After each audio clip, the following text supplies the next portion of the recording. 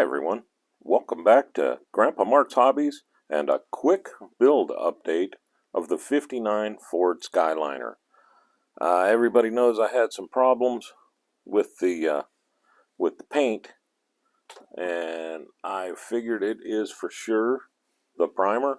I sanded it down yesterday and gave it a good paint job, and it's not crystal smooth, but I think I'll be able to rub that out to where it look really great.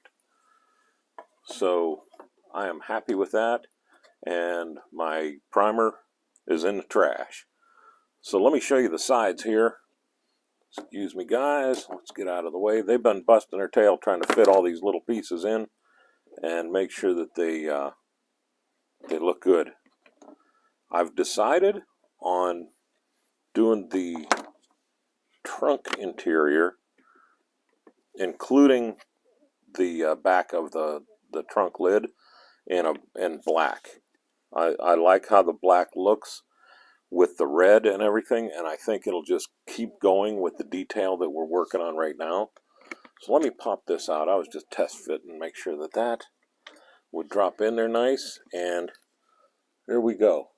Like I said, it's not perfectly smooth, but I'll be able to smooth it out really nice, and it's a million times better than it was.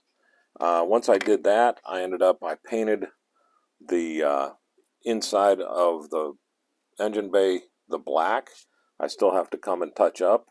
The water bottle, I think, let me bring this up. The water bottle, I think I'm going to go with the red. I've seen it red, I've seen it gray, and I've seen it blue. And I think either the red or the gray is what we're going to end up with. And I'm kind of pushing the red. The front end got dropped. The front end I gave a little bit of the flat black too, and inside the wheel wells here, just real quick, I hit them just to give them a little bit of color so that they don't stand out and the yellow doesn't show through when we get the wheels on. So I am super happy right now to be able to save that paint. I was thinking about, well, just throw it in the stripper and strip it and start over again. But man, this is different plastic, and I was afraid that if I did it, it'd just turn into a big ball of goo. so I really spent some time sanding it down. I actually started with 320 grit, and I worked from that all the way up to, I think I stopped at 3,500 grit. But I made sure that I got all the fisheye out, and then when I painted it, it still tried to do a little bit of fisheye in there, but it stayed smooth enough to where that amount I'll be able to polish out. It definitely is in the primer though, because I painted a spoon yesterday that was just plain, no primer on it, and it looked perfect. So that's when the primer hit the trash. So there's the body, and that was yesterday's work. Today, here's another piece that I'm just super happy because this was just destroyed.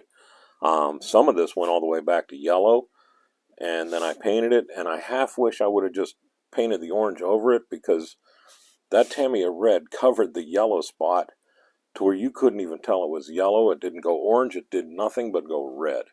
So hindsight, I should have just not primered it and painted it with the Tamiya, and it would have saved a lot of headaches.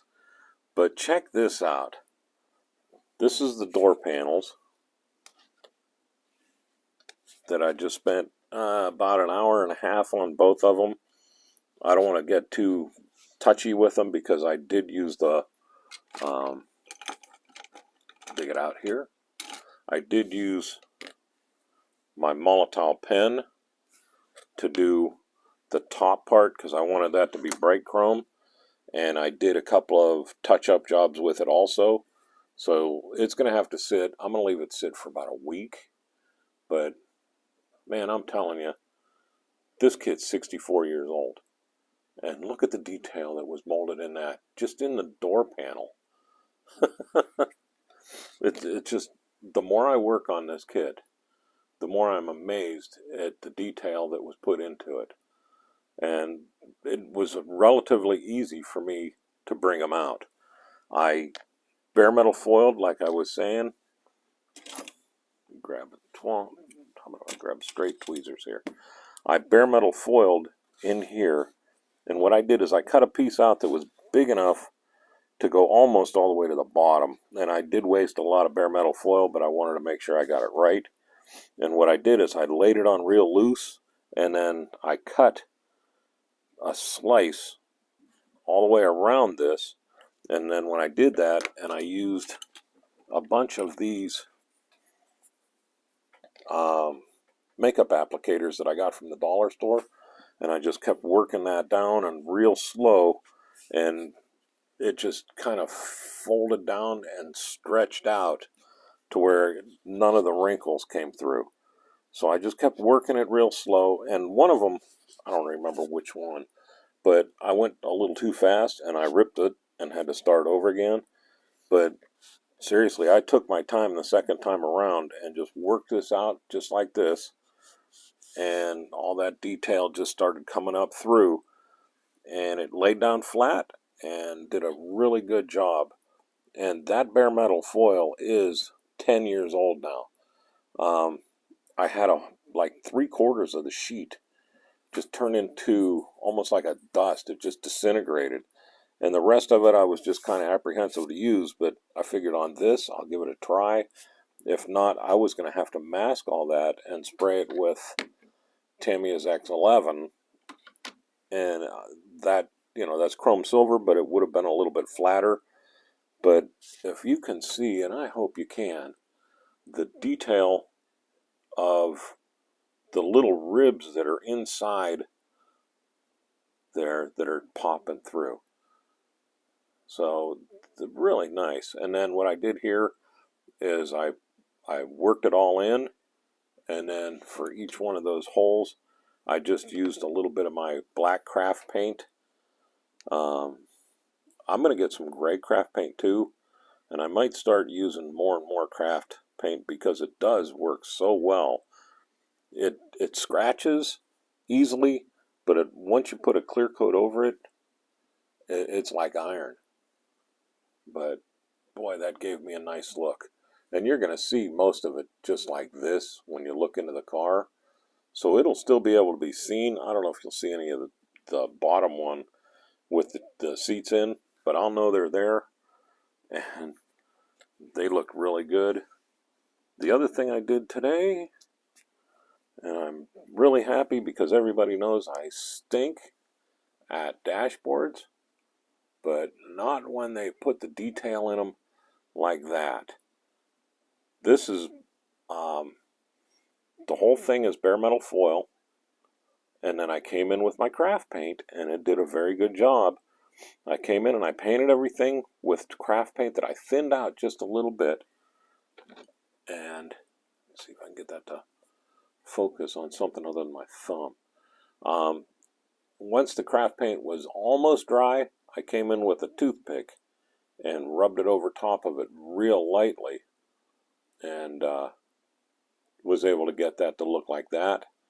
Then the two turn signal indicators I painted green, and the center warning light I painted the red.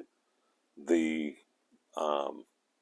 radio I painted black and then painted the green over it to give it that little green look luster to it. And then the knobs down below, I just used my silver pen, my silver gel pen, to highlight them. And that's it. The rest of it's just bare metal foil. And I rolled it over the top, but you won't see that part of it at all because it'll disappear in the lid or in the roof that comes down this way on it in the front of the car. I put it in there 3 or 4 times, but I'm not going to do it right now because I don't want to scratch. I don't want to scratch it again because I did scratch it once and I had to fix it. But really happy with that.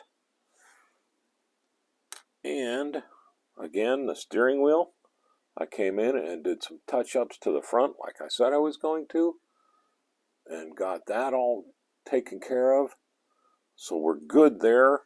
And I've decided on the seats, I got to knock that gloss down a little bit on that vinyl. So I think what I'm going to do here is I'm going to take some of my Quick Shine and a little bit of the Stretch X21, and I'm going to paint just the red with that, and then just a real quick coat of the Quick Shine without the flat over top of the black and the white. And then by doing both of those, I think that the shine will equal out. It'll have a little bit of a flat. It'll be sealed. And then what I'm going to do is I'm going to come in with a little bit of pastels, possibly gray, and I'm going to go over this red just a little bit to change it so it doesn't look like the same color as the car. I want to make it a little bit darker so that it looks like it's the leather and not just painted the same color. But there you go. I promised that I was going to bring it back once I got the car redone and painted. I'm going to let it sit for about a week, and then I'll come in and I'll do this trim on it. And then the body will be, I mean, this thing's going to start flying together now. The engine, other than the radiator hose that I had to make out of, let me pull this over. This is just a piece of speaker wire that I cut just a little tip off to fit in the front, and I bent it over, and it's very flexible still, and I painted it with Tamiya's rubber black, and it's amazing. Let me do a piece that I know. I'll show you a piece here. Watch how far I can bend that, and that rubber black does not crack. Look at that. It's not cracking, it's just bending. So that rubber black is just nice as all heck for doing stuff like this, or the spark plug wires, radiator hose, vacuum lines, and all that. It does a really good job because it doesn't crack. Most of the flats that I've done for things like that, they haven't cracked. The yellow, I've used Tamiya's flat yellow. I've used royal blue and a couple other of them, and they don't crack. The gloss paints will crack like crazy real fast, so you just got to watch. I mean, you don't have gloss spark plug wires anyhow, but that rubber black is such a handy color. But anyhow, with that, I'm going to let you go. Told you it was a quick one. I'm going to do a unboxing of a really old car that was given to me by a very, very good friend. And that video is going to probably hit today too. So check that one out. It's going to be one you haven't seen in a long, long time. I can guarantee it. But I am Mark. This is Grandpa Mark's Hobbies.